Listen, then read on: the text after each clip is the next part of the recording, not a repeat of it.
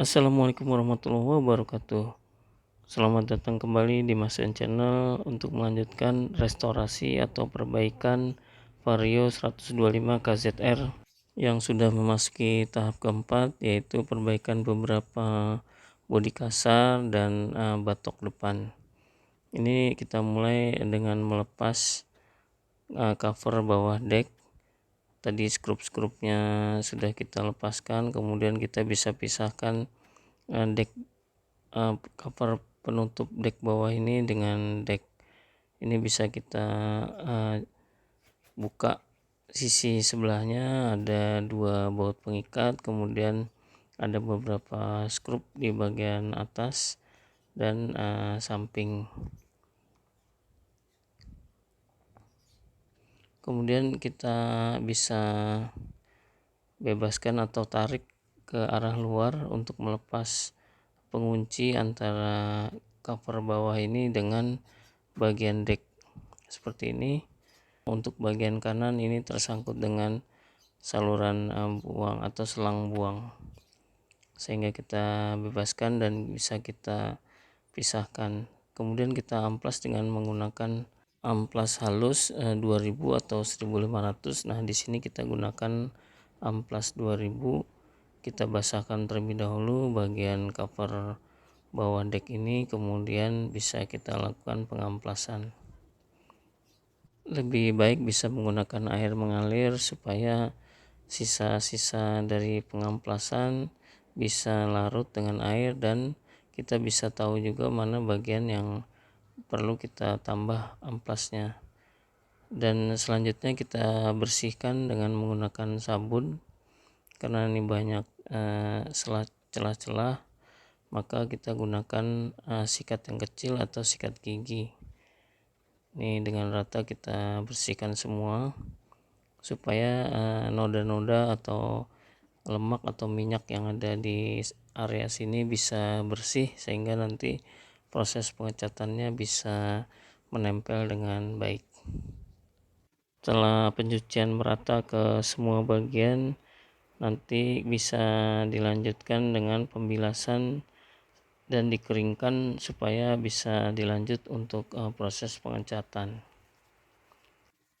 Untuk pengecatan kita menggunakan Diton dashboard coating warna hitam seperti ini, dan kita lakukan spray secara merata.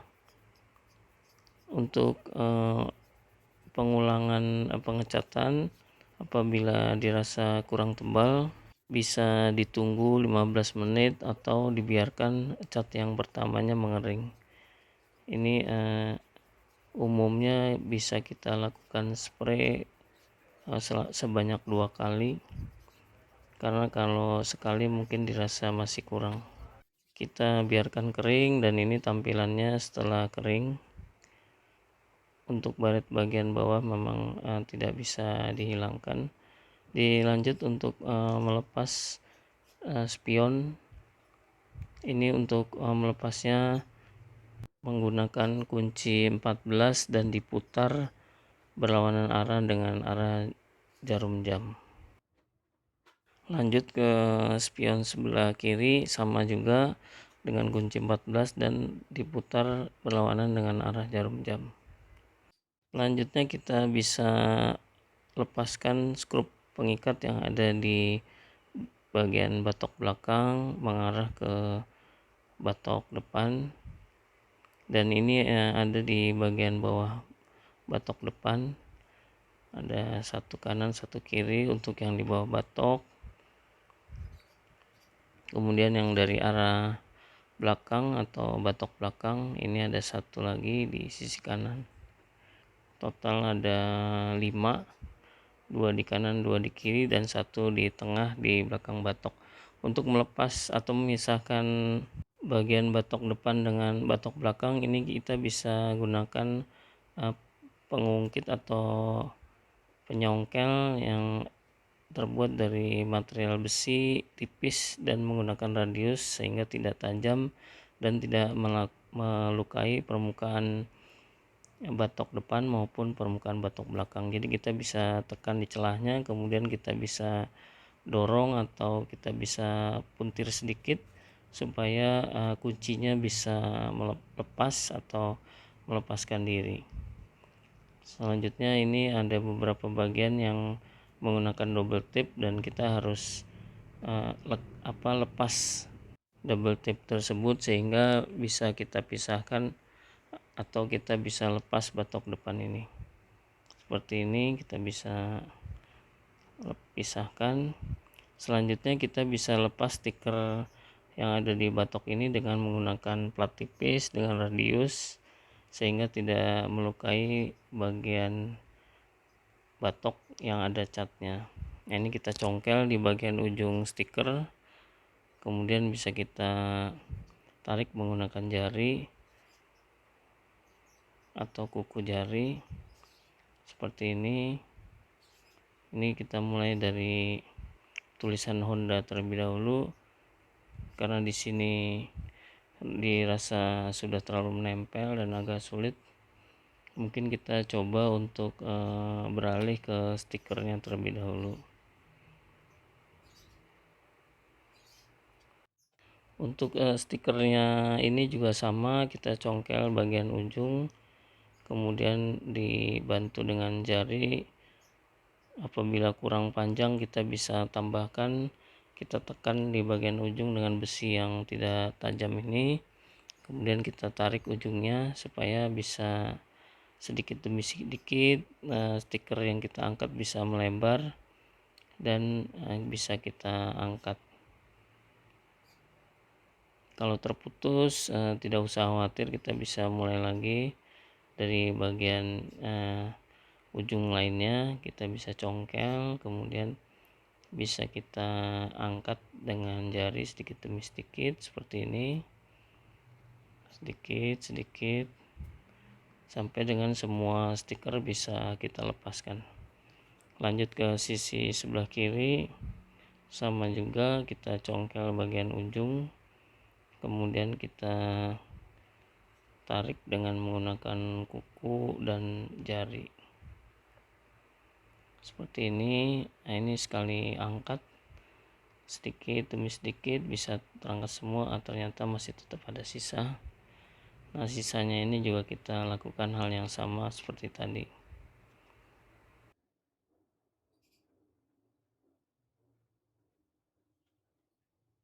Ini kita coba lagi, masih tetap tersisa sedikit. Kita akan alihkan ke sisi sebelahnya atau sisi lawannya untuk bisa kita lakukan pengangkatan. Ternyata lebih bagus kita lanjutkan. Kita coba angkat dan ternyata bisa semua terangkat. Kemudian bisa lanjut ke bagian tulisan Honda. Ini karena sudah lama terpapar matahari sehingga sudah sangat melekat di bagian ornamen batok depan ini. Ini sedikit demi sedikit dibutuhkan kesabaran dan perlahan-lahan supaya tidak merusak permukaan dari tutup batok ini.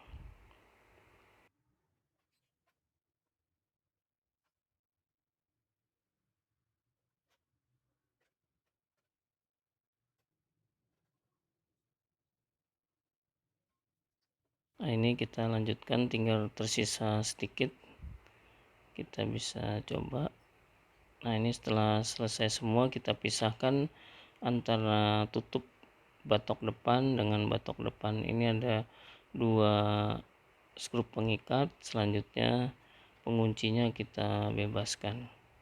Nah, ini kita mulai dengan tutup batok depan. Kita lakukan pengamplasan terlebih dahulu dengan menggunakan amplas halus sekitar 2000 atau 1500. Ini kita amplas dengan air mengalir seperti ini supaya kotorannya bisa langsung larut dan kita bisa lihat apakah masih perlu ditambah pengamplasannya atau sudah cukup.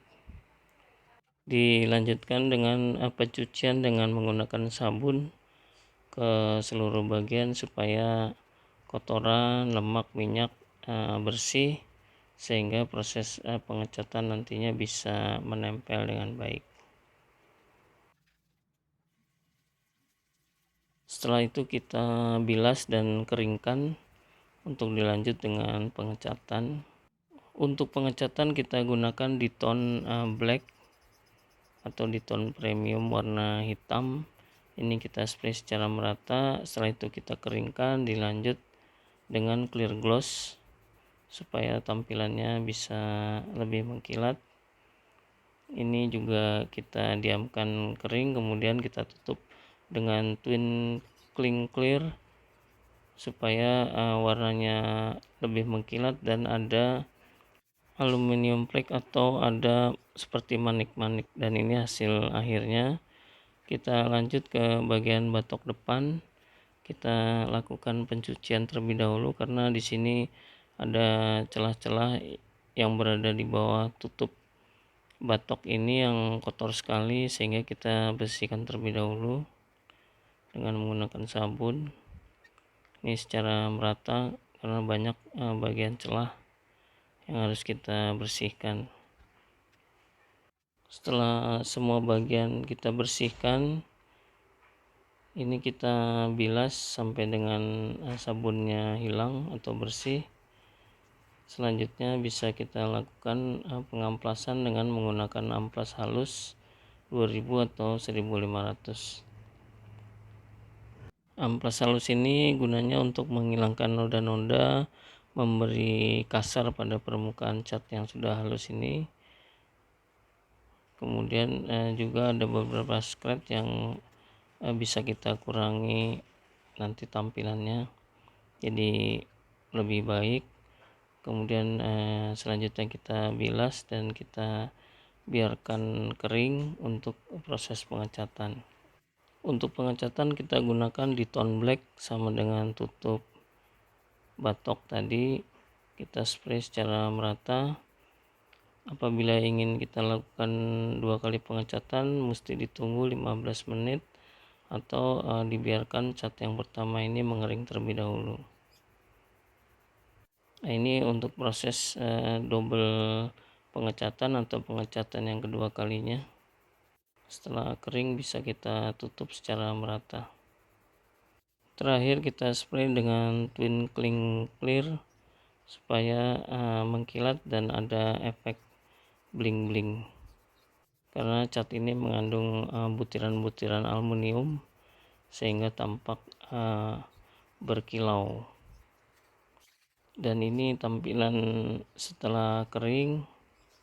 Kita lanjutkan untuk melepas beberapa skrup pengikat untuk batok belakang. Ini bisa kita lepas juga soket-soket yang terhubung antara speedometer dengan kabel yang ada di bawah. Beberapa soket ini kita lihat ada petunjuk warna dan dari bentuk soket. Jadi bentuk soket berbeda kemungkinan tidak akan salah, dan untuk warna kita harus sesuaikan supaya tidak salah pada saat pemasangan kembali nantinya. Kita tinggalkan batok belakang dan speedometer, kita berlanjut ke tutup mesin. Ini kita akan buka terlebih dahulu. Di sini ada skrup pengikat di kanan satu, kiri satu, dan bagian bawah atau tengah satu. Selanjutnya kita buka bagasi atau jok ini untuk mempermudah membuka tutup mesin. Ini bagian kiri terlebih dahulu kita bebaskan, kemudian sisi sebelah kanan juga sama kita tarik ke arah atas supaya penguncinya bisa lepas, dan kita tarik atau lepas ke bagian depan. Kemudian kita lakukan pengamplasan dengan amplas halus 1500 atau 2000 supaya permukaannya sedikit lebih kasar dan memperbaiki bagian-bagian yang ada scratch sehingga tampilannya nanti bisa lebih bagus.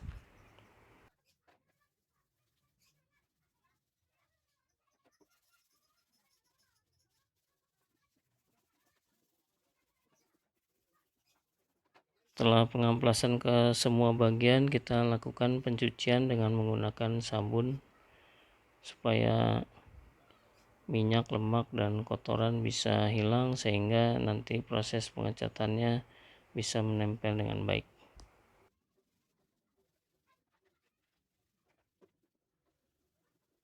Setelah dibersihkan secara merata, kita lakukan pembilasan dan dibiarkan kering untuk proses pengecatan. Pengecatan menggunakan Diton dashboard coating warna hitam. Ini kita spray secara merata, dan apabila nanti dibutuhkan 2 kali pengecatan, kita mesti tunggu minimal 15 menit atau dibiarkan cat pertamanya ini mengering terlebih dahulu. Secara perlahan-lahan kita lakukan spray secara merata, dan akan terlihat di sini ada perbedaan antara sebelum dicat dengan setelah kita lakukan pengecatan.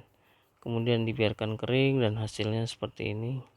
Selanjutnya kita lepas bagian jok dengan melepas skrup pengikat yang ada di bagasi. Di sini ada 2 bagian belakang, kemudian ada 4 baut pengikat dilepas dengan menggunakan kunci 10. Setelah itu kita bisa angkat box bagasi ini berikut joknya. Demikian sharing tahap keempat untuk perbaikan atau restorasi Vario 125 KZR. Semoga bermanfaat dan menjadi inspirasi. Sampai ketemu di sharing berikutnya. Wassalamualaikum warahmatullahi wabarakatuh.